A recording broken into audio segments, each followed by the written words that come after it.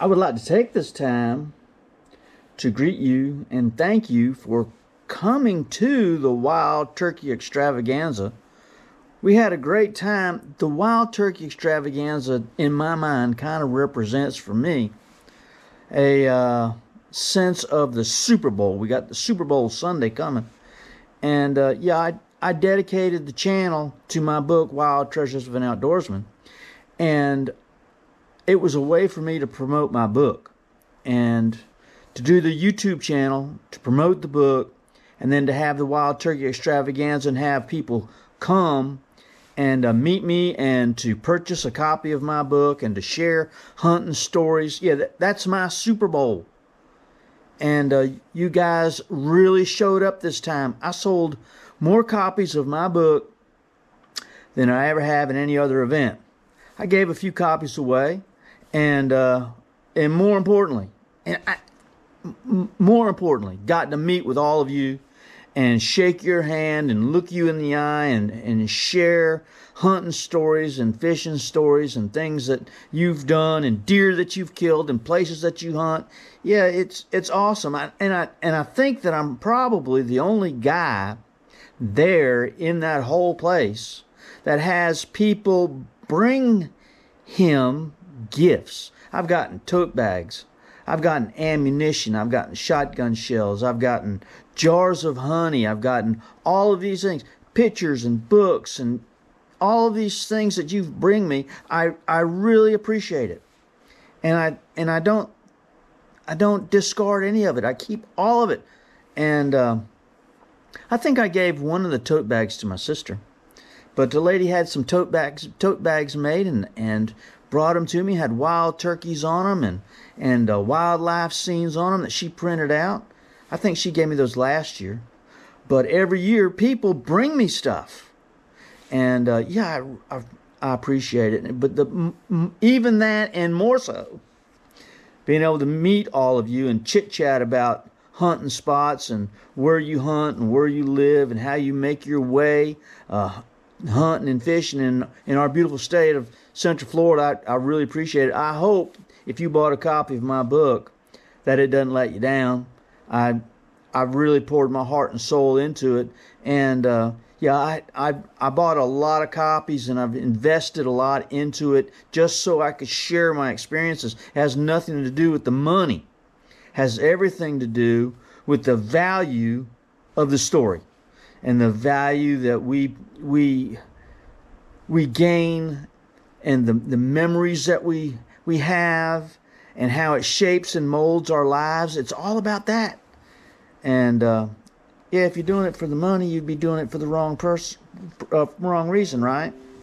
So coming up on the video, I've got a video here. In the end is the strangest thing. I tell a little story of something that happened to me that day. The name of this video is going to be Hunting the Road. Are you a road hunter? And I'm not a road hunter. When I was younger, in my youth, the Ocala National Forest was full of road hunters, and they really frown on that these days. They don't want anybody sitting up in the back of a pickup truck looking down a road. Some roads you can't do it at all. I know that the dog hunters line up the road. That's a different issue, okay? But the issue I'm talking about is people just lining the road as still hunters, waiting for a deer to walk out on the road so they can shoot at it. And yeah, I came across a road hunter on the video, and I'm going to talk about it coming up. Thanks again for coming out. I really appreciate it. This is the Wild Treasures of an Outdoorsman YouTube channel, and my name is Peter Updike, and I'm glad you're here. Here comes the video. We're going hunting down in the Green Swamp. Hang on. Here it comes.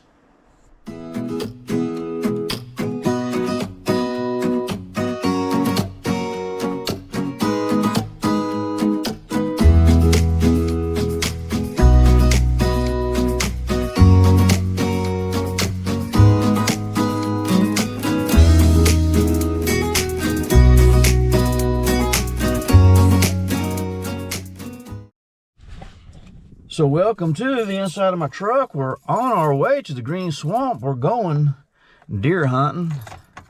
Are we on It's always a relief when the truck starts right up, right? I got so much to do. It's hard to leave the house. It's hard to get gone. And yeah, sometimes the stress level gets a little bit over the top. You know, I had to write checks to the property tax man. It's time to pay my property tax, and I had to write final payment to the IRS. It's January. Time to send in that final quarterly payment.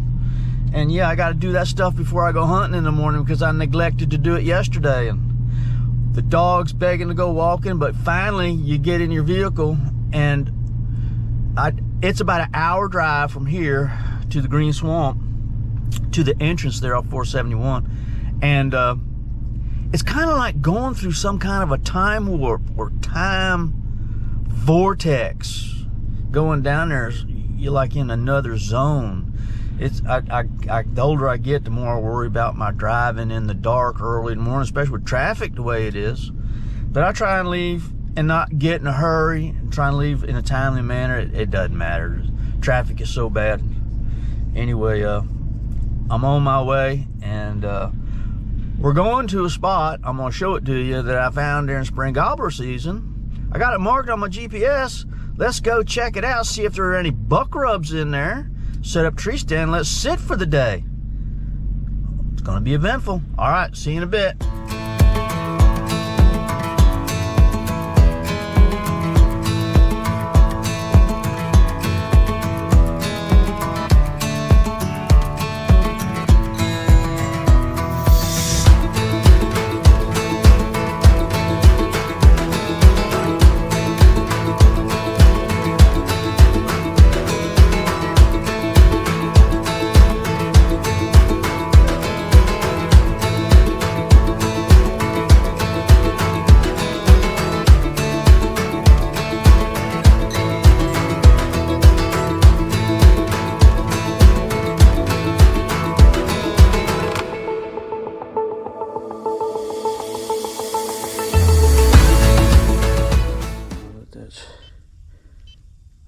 Accurate. Let's see here. We'll go to the main menu, and we'll go to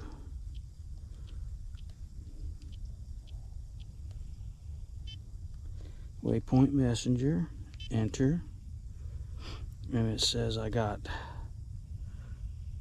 0.15, 0.31, 1.23 are the closest waypoints that I've marked on my GPS, so I'm assuming that it's number 68.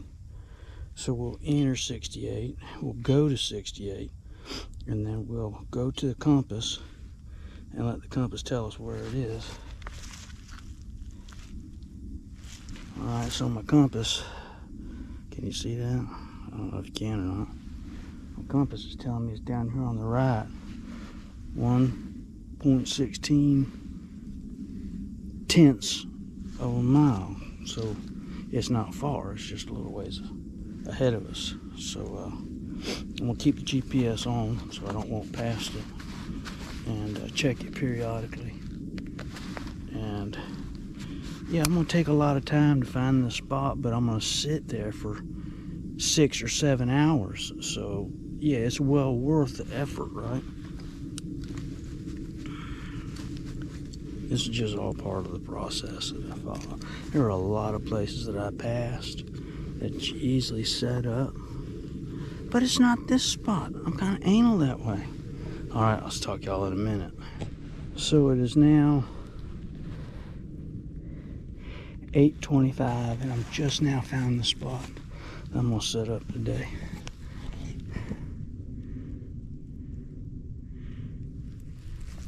This is the tree I'm gonna set up in.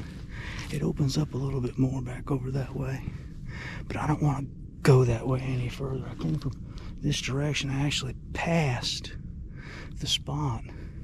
I had it on my GPS, but apparently it was 2 years ago, 2 spring gobbler seasons ago, I found this spot and decided I wanted to deer hunt it.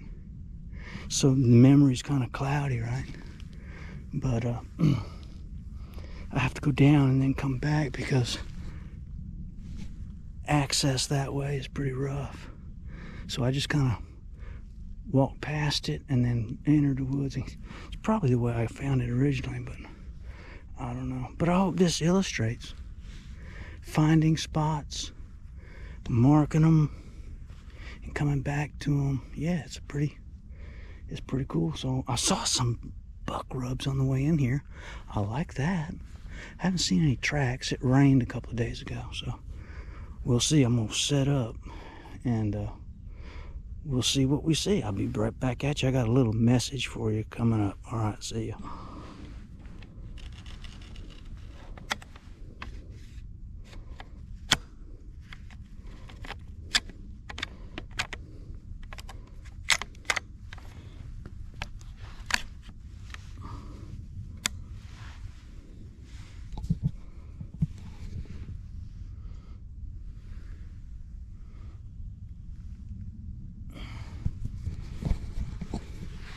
Alright, so I finally made it to my Green Swamp Wildlife Management Area hunt. Yeah, it took a little while to get situated here and find my spot, but I think it's well worth it. If you have an agenda such as this, it helps you execute the hunt without getting discouraged or bored. I just don't set up anywhere. I like to have spots picked out. And again, I found this spot here during spring gobbler season, just wandering around. And what it is I've got what I call the uninhabitable swamp that runs through this management area. Okay, it runs on the north end, it runs east and west, but then it makes a turn and it goes north. And if you look at it from an aerial map, it is like the nastiest swamp that Florida can provide cover for a deer. And on the outskirts of that swamp, someplace that I doubt anybody goes. You look at an aerial map, there's no habitat in there that really looks huntable. No islands, no open prairie type sawgrass ponds or anything like that. It's just nasty. And hunting the edge of that, I think, is probably a pretty good strategy. And what you've got is these dome cypress areas that just are speckled through, and in between that you got these saw palmetto, and then you've got a little higher ground here.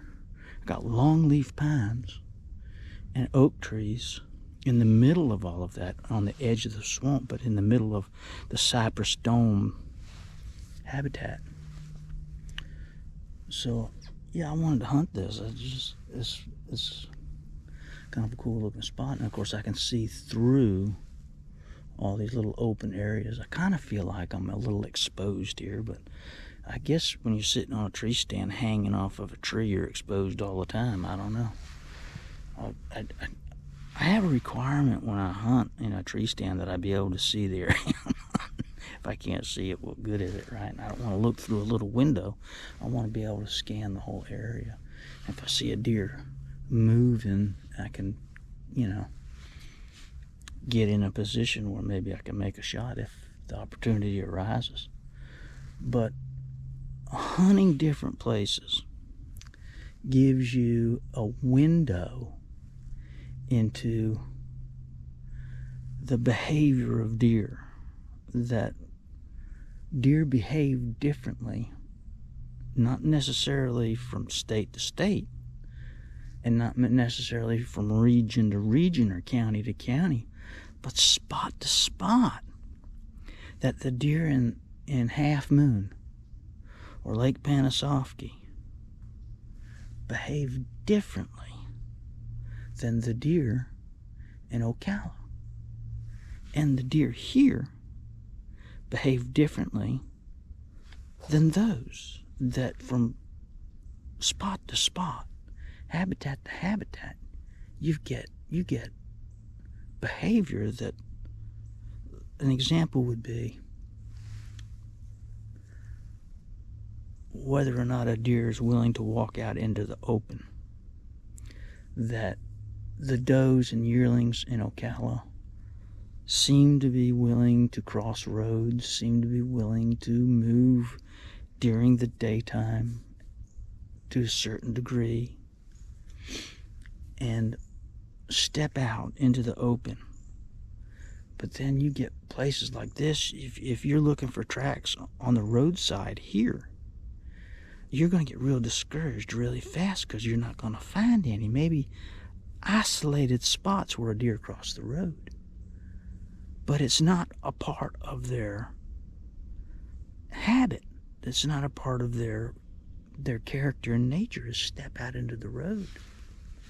And these are all things that you need to know, that when you're hunting, what is the behavior of the deer you're hunting? If you hunt in half moon, you will see deer moving, both bucks and does, all through the day. And that's what makes the area so appealing, is that everybody wants to hunt there because the deer make themselves accessible for viewing. You go and you get in your stand and you see deer. Well, that's encouraging. Everybody wants to hunt where they see deer. But a place like this, you may not see too many deer for various reasons, one of which would be behavior. So I'm going to start hunting. I've made a lot of noise getting in here, but I don't care. I don't care. I'm here for the long haul. It's still early morning. It's not yet mid-morning. And if I was at work, I'd be checking my answering machine, right? So it's still early. And yeah, I'm down here to have some quiet time by myself. I'm down here to be here in this place just so I can say, yeah, I hunt the Green Swamp. And maybe I'll see some turkeys. You know what? I enjoy the drive up and down the road as much as I do anything when I get here. I intentionally drive slow. When I leave, I drive slowly because I enjoy just driving. I saw something crazy this morning that maybe some of you have seen this feller. There's an elderly man who was on the road, and he drives, I think he was driving a Tahoe, a silver or a gray Tahoe. And behind his Tahoe, he had a trailer. And on that trailer, he must have had a tripod, but it was all covered. And then he had the top of it covered, where he was at his vehicle, on the trailer, on top of his tripod, and all I could see was his head because he had it all camoed. He's got it camoed. Someone needs to tell him it's a vehicle. I saw that. I said, holy smokes.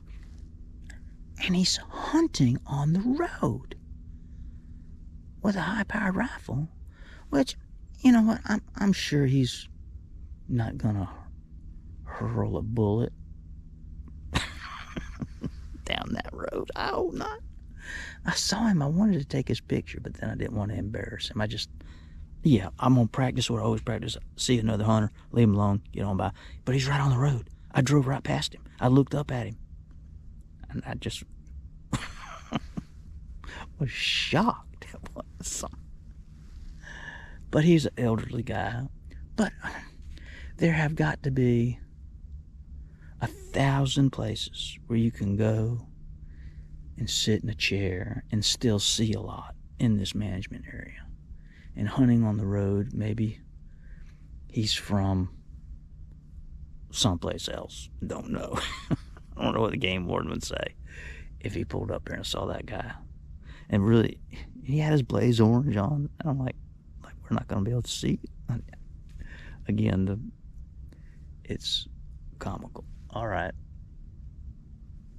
I'll be in touch. Love you guys. See you. Bye.